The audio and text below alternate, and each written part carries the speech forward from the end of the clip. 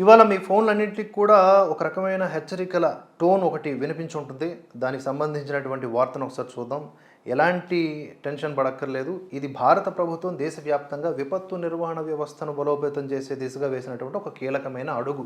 ఇందులో భాగంగా టెలికమ్యూనికేషన్ల శాఖ డిఓటి జాతీయ విపత్తు నిర్వహణ సంస్థతో కలిసి ఎన్డీఎంఏతో కలిసి ఈరోజు స్మార్ట్ ఫోన్ వినియోగదారులకు ఎమర్జెన్సీ అలర్ట్ టెస్ట్ మెసేజ్లను పంపించింది. మధ్యాహ్నం సమయంలో చాలామంది ఫోన్లకు ఒకసారిగా పెద్ద శబ్దంతో బీప్ సౌండ్తో కూడినటువంటి నోటిఫికేషన్ రావడంతో కాస్త ఆశ్చర్యానికి, కొందరు భయానికి, మరికొందరు ఆందోళనకి గురయ్యారు. అయితే ఇవి కేవలం వ్యవస్థ పనితీరును పరీక్షించడానికి పంపించినటువంటి డమ్మీ సందేశాలు మాత్రమే అని అధికారులు స్పష్టం చేశారు. ఈ pan India disaster alert system ముఖ్య ఉద్దేశం ఏమిటంటే భూకంపాలు, వరదలు, సునామీ వంటి ప్రకృతి వైపరీత్యాలు సంభవించినప్పుడు ప్రజలను తక్షణమే అప్రమత్తం చేయటం, రేడియో లేదా టీవీ చూడని వారు కూడా తమ మొబైల్ ద్వారా సమాచారాన్ని పొందేలా ఈ టెక్నాలజీని రూపొందించారు. ఈ సందేశం ఫోన్ సైలెంట్ మోడ్లో ఉన్నా సరే పెద్ద శబ్దంతో డిస్ప్లే అవుతుంది.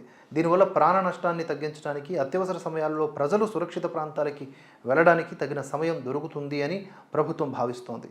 గతంలో కూడా వివిధ రాష్ట్రాల్లో విడతల వారీగా ఈ పరీక్షలు నిర్వహించినప్పటికీ ఇప్పుడు దేశవ్యాప్తంగా ఉన్న వివిధ టెలికాం నెట్వర్క్ల సామర్థ్యాన్ని పరీక్షించేందుకు ఈ మెగా డ్రైవ్ను చేపట్టారు.